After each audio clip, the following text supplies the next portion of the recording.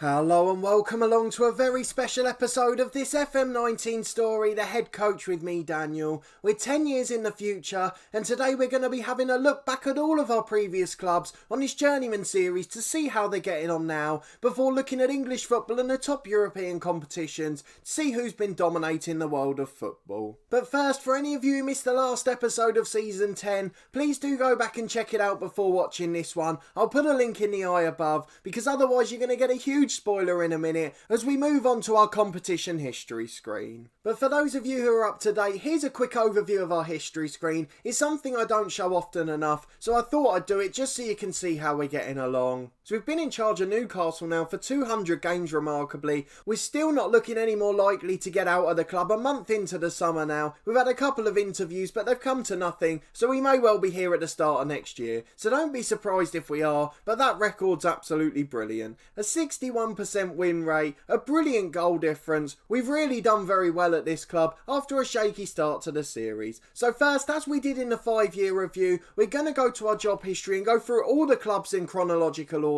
just to see how they're getting on since we've been there and whether they've improved or had difficulties after we left. So if you do want to go back and get a reminder of how these teams were getting on in the 5-year review, I'll put a link to that in the eye above as well, so you can go back and check them out if you wish. But let's start with Hemel Hempstead, who we started at in season 1, the first club to give us a chance, although not much of one, and if anything they harmed our reputation, from no experience at all to one failure out of one on the CV. So we left them in 18th place in the National League South. They're still in that division now. It doesn't look like they've been up or down since, so let's just go and have a look along. The first year we were there, they ended up finishing 7th. We looked at that in the 5-year series. Since then, they've had a bit of a mismatch for the first 5 years, but recently they've been consistently up there. And this year was the first they hadn't made the playoffs in 6 years, although they'd never managed to get promotion out of the division. So a really decent side. I'd very much doubt there'll be any players left that we recognise, as we're now 9 years further along. If anyone's able to correct me, then please do, but I'm pretty sure none of those names are familiar, and you wouldn't expect so with the high turnover of players at that level. So no familiar names there. They're still in the division we left them in, so we're not really shocked by that one.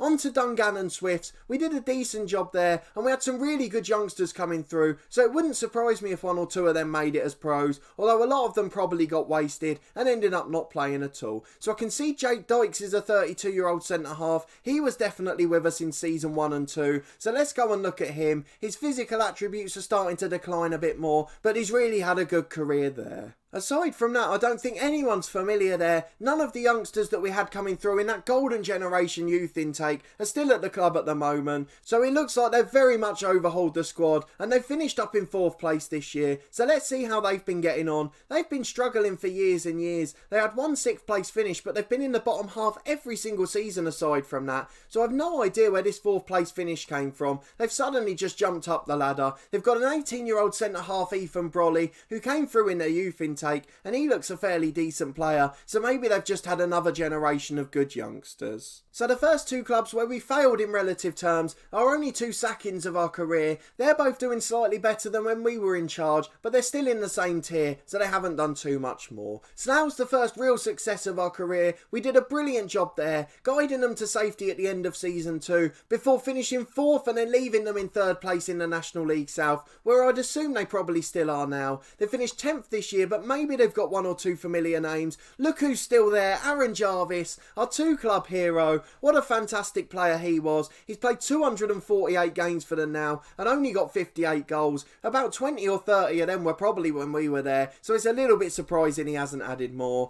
Let's see if there's anyone else we recognise. I don't think there is, unfortunately, but that certainly made me happy to see that Aaron Jarvis is still at the club. Let's see what they've been doing in recent years. They've been up there ever since we left, really. They had one really terrible year though in 2024-25. They actually got relegated, but they bounced back at the first attempt, and then 2 years later in their first season back they finished in 6th place and made the playoffs. I'm not quite sure why it's not showing on the graph there, maybe just because that league's not loaded, but they definitely got relegated, and then there's a 2-year gap between their next Vanarama National League South finish, which to achieve a playoff place in your first season back is a wonderful achievement. So it's a shame they had one poor season in relegation, but aside from that they did relatively well, so we're pleased that they're back where they belong and they're doing a good job at that level. Let's go back to the next one then. Our other resounding success. We joined Stevenage in League 2 when they were embroiled in a relegation battle, just one place above the 2 going down. We actually got them into the playoffs and managed to sneak promotion from 7th place, and then we left them in 5th in League 1 after a fantastic start to the season. So let's go and look at how they're doing. They're down in League 2 again now. They finished 2nd in the division this year, so they will be going back up. But let's see if there's any names we recognise. Joel Ward was a brilliant youngster they had at the time. He's still going along well. 212 appearances for him. He's a really good pro. Pip Bannister was a youngster coming through just as we left the club. He's still not learned how to finish, but he's played a few games off the bench. Are there any other ones we recognise? Let's scroll down to the more experienced pros. I think Keston Davis was there. I'm sure he joined us in our first season in League 1. Half the way through the year we obviously left, but I'm sure he was the big signing at centre half, and he did a really good job for us. He's made 240 appearances now too, so we're really delighted with that. I'm afraid I don't recognise any other names, so do let me know if I've missed someone out, but I think they're the only 2 that were at the club. Maybe that Lee Sanders was there in the youth prospects as well. He came through at Stevenage and went on loan to Slough, but I don't remember him well enough. He may not have played when I was managing the first team. And then back to our penultimate club, it's Barnsley who we left Stevenage for. They were in a relegation battle in the Championship. We just about kept them up on the last day, and despite having an insecure job expectation, as the Barnsley board wanted us to get to mid-table, we managed to keep our job, and we left them in first place halfway through the following year as Newcastle came calling. They did get promoted in the end, as we know, as we played them the following year in the Premier League, but they were runners up to Watford and then went straight back down. So I'm not sure how they've done since. We'll go and have a quick look now, and we'd expect to see a lot of familiar names in that team. They finished 3rd this season, and did they go up? That's going to be the important question. They finished 4th the year before as well, so they've certainly been right up there. We just need to see if they've managed to win the final. They lost to Ipswich in extra time, so another year in a Championship for Barnsley, but I'm sure a few familiar names will be there, and we'll just go through them now and see which ones we remember. So Joe Lumley was our goalkeeper. He's an experienced man at 33 now. He's still going strong for them, so we're happy to see that. I don't recognise any of these guys from our time there before. We keep going up. There's not many left at all, actually. Tom Burton's still there. He was an under-21 international for England. He never had the natural fitness though, so he probably won't get past Championship level. Martin O'Neill was out on loan a couple of seasons while we were there. He's a good right winger, and I don't recognise any of the other youngsters, so I think that's probably about it. I'd expect there to be a few more. They've brought back Danny Ainsley on a permanent deal, and Mitch Burford actually. Is Burford the one we had on loan at Stevenage? I'm pretty sure he was. We did indeed have him on loan at Stevenage. He's gone to Barnsley now. He's played for my beloved Luton Town as well, so he's probably the player I should have more of a connection to, but unfortunately I haven't seen him for long in this series. Danny Ainsley was there when we were in the relegation battle, as we joined Barnsley before. He had a year off and then came back. I'm not sure if he joined us again before we left the club. But no other familiar names there from our time at the club, so it's a little bit surprising there weren't more. I just want to go and see how Niall Goodwin's getting on, as he was a player who was particularly prominent for us and did a really good job while we were here. They've sold a player for 33.5 million since as well. I'm going to look at Alex Jackson, who's gone to Stoke. He was a player that we used quite a lot. He went for 6.5 million and is having a good career in the Championship. Let's try and find Niall Goodwin. He must have gone for big money. He went to West Ham for 10.75 million and now he's gone away to Lazio. He was on loan for the year, but he's joining them permanently and he's become a really good player as well. I'm surprised he didn't make it as an England international, but if we end up in Serie A, we could be managing Niall Goodwin again. I'll keep an eye out for the Lazio job now. That could be one we look for. And then finally, let's look at our time in charge at Newcastle, how the club are getting on at the minute. We finished in 2nd place this year and managed to win the Europa League after winning the Carabao Cup the previous season. We've done a really good job and put the club on an upward curve, but we haven't got much of a budget to use this season. So it is a bit of a strange situation where we're looking to leave a club on the up, as we've got a really experienced squad who are just going past their peak and we've not got the money to replace them. So if we can get an elite job, hopefully we'll be on our way, but it doesn't look any more likely at the moment. So as it stands, we'll still be at Newcastle in season 11, but we'll have the chance to win competitions such as the Community Shield and the European Super Cup. That might be the only opportunity in our career to do so, so although they're not the biggest competitions in the world, they could be ones we very much enjoy participating in. But we'll save all the rest of the Newcastle news for the start of season 11, whether we're leaving the club or not, and for now we're going to focus on the rest of the top European competitions and the English football pyramid to see how the sides are getting on and if there's any big surprises anyway. So let's start in the Premier League. I'm pretty sure there aren't any major surprises there. We've got a couple of sides that were in the Championship at the start, but aside from Sunderland, it looks like they've all been relegated. Sunderland, of course, were a League One side at the start, but they've got a big enough infrastructure that they could move up 2 tiers. Bristol City are the only other ones up there, as Middlesbrough have gone back down. Let's move on to the Championship then. Are there any big surprises there? We saw Ipswich beat our former club Barnsley in the playoff final. Stoke and Watford came up as well. And then I wouldn't say any huge surprises in the relegated teams, although Sheffield Wednesday seem to struggle in both series. Oxford are up in 6th in the Championship. I'd say that's probably a slight surprise. I wonder if they've still got a 3-sided stadium or if they've managed to build a 4th stand now. There's not any other big surprises in that league. Of course, at any point, if you want to pause it and stop at a league table, you're more than welcome to do that. And let me know in the comments below if I've missed anything strange in particular, or you see something that surprises you, or even if you just want to let me know how your club's getting on. Let's go down to League One then, see who's won the playoffs in that division. Nottingham Forest bouncing back to the Championship, joining Notts County and Sheffield United. Obviously Notts County started in League 2 in real life, and they would have been one of the favourites for promotion. I know of course they've ended up getting relegated to the National League in real life too, but to be in a Championship with the infrastructure of the club is no real huge surprise. There's some clubs in mid-table of League One there. Wrexham's the one that's standing out to me. Obviously they've been in the National League for years in real life, so it's good to see them bouncing back and moving up the ladder.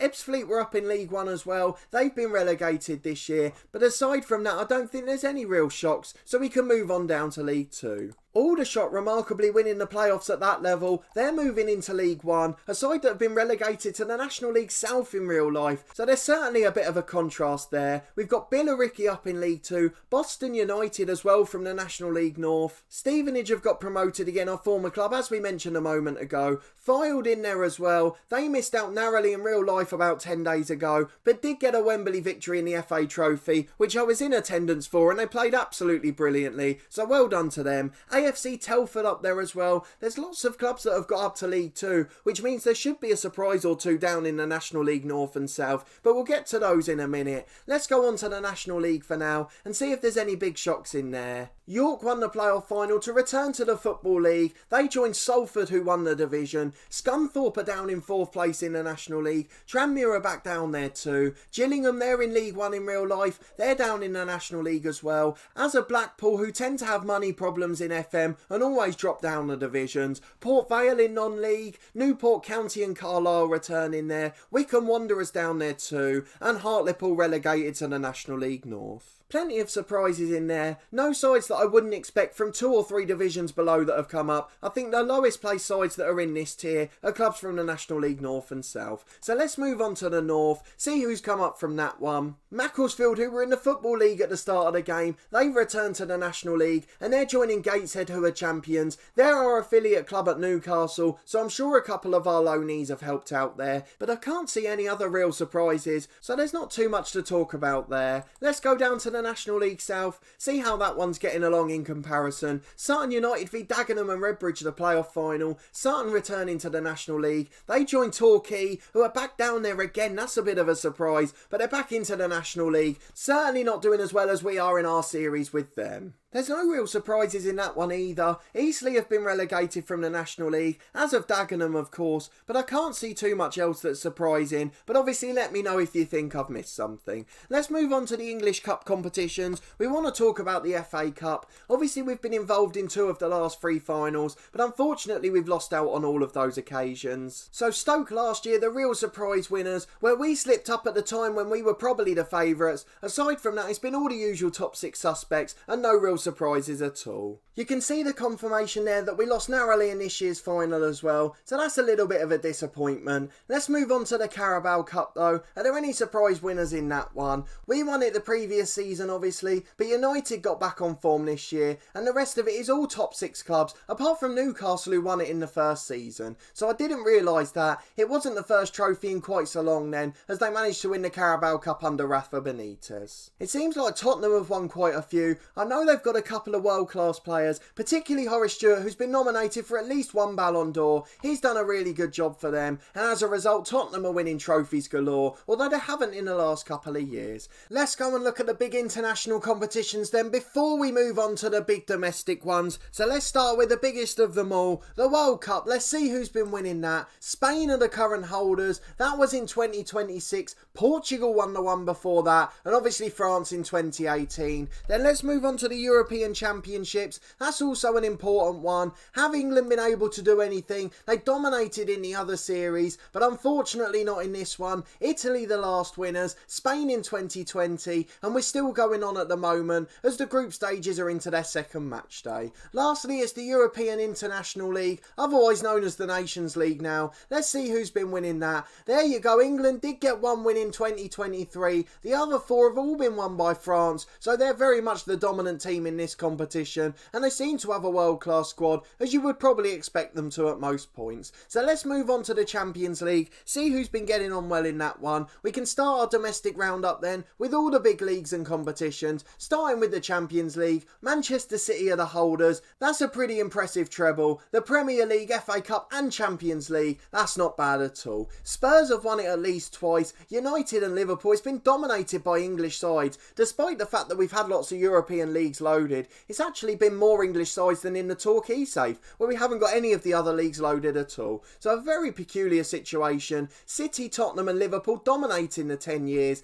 and then Paris Saint-Germain have contributed to as well, with Bayern and Manchester United the other winners. Let's move on to the Europa League. Obviously we won it this year, a fantastic achievement for us. Although Everton have won it before in this series, as did Celtic in the first season. We talked about what a wonderful achievement that was in the 5-year review, and it doesn't make it any worse now, as they haven't been anywhere near back since, and now they're not even the best side in Scotland, as Aberdeen are the champions in the SPL. But plenty of European winners in this one. Bayern Munich obviously beat us in the final last year. There's lots of Italian sides, Milan a couple of times and Roma. Schalke have won it as well, another German side, as have Borussia Dortmund. So it's still the big nations dominating, aside from Celtic, who have pulled off something special there. And then on to the European Super Cup, which we'll be competing in for the first time this season. Bayern have won it the last 2 years. We'll be playing Man City, so it's going to be a tough test, as we are in the Community Shield actually. Everton, Spurs, Liverpool twice as well, United too, again plenty of English winners. So it does seem that the English League is powerful and dominating again. And then I just want to quickly show you the Scottish League, just because it's been such a strange one, and then we'll go on to the top 3 European leagues before rounding up the episode.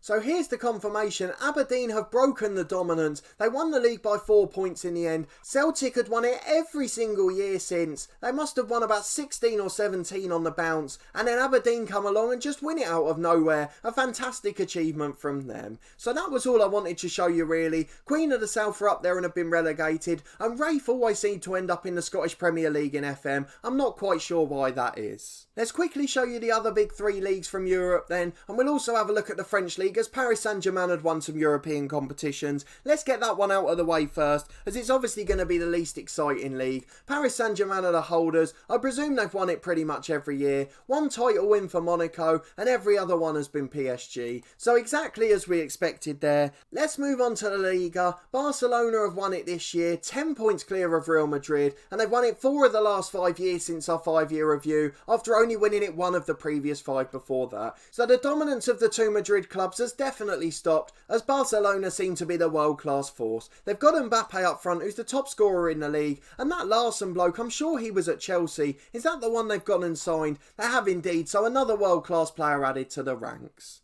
The other 2 Madrid clubs still make up the top 3, so again there's not really any surprises, the big sides are still dominating. Let's move on to the Bundesliga, a league I very much have a soft spot for and watch plenty of coverage from in real life. It's Schalke who have won it this year, their first title since this series started. Bayern have been dominant, Dortmund have managed to get a couple, and now 1 for Schalke, but still 7 titles for Bayern, and I'm sure they'll be right up there. They finished 3rd with Borussia Dortmund in between, though just 2 points separated the 3 sides, so I'm sure they'll be very closely matched next year again. Let's quickly go and have a look at Serie A, the last league I'm going to look at before we wrap up this episode. Inter are the champions this season, but Juve had won it the 3 years before, though we've got a little bit more variation in the middle there. Milan and Napoli getting a title each too, although Juve have certainly won most of the titles. 6 out of the 10 years, but at least there's been 3 other winners, and it's one of the most competitive leagues there, with the top 4 separated by just 7 points. But of course, if there is anything you want to know, do let me know down in the comments, and I'll try and let you know the answer or show you in a future episode. But as it stands, that will be all for this one, and the 10 years in the future review.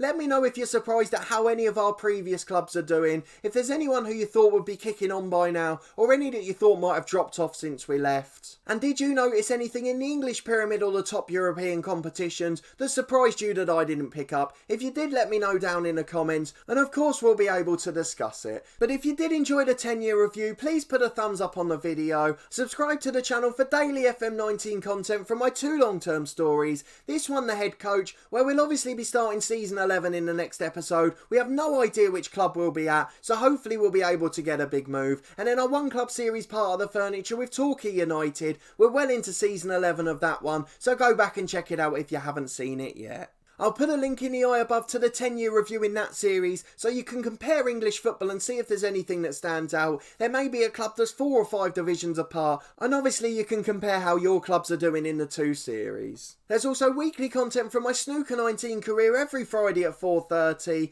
and then from next week we'll have plenty of content from Cricket 19, the official game of the Ashes, as I start a career mode in that one, hoping I'll enjoy it as much as I had the previous games. But a massive thanks for watching and your continued support with the series. I really do appreciate it, and we'll see you next time for the start of season 11. Hopefully we'll have a big move to talk about.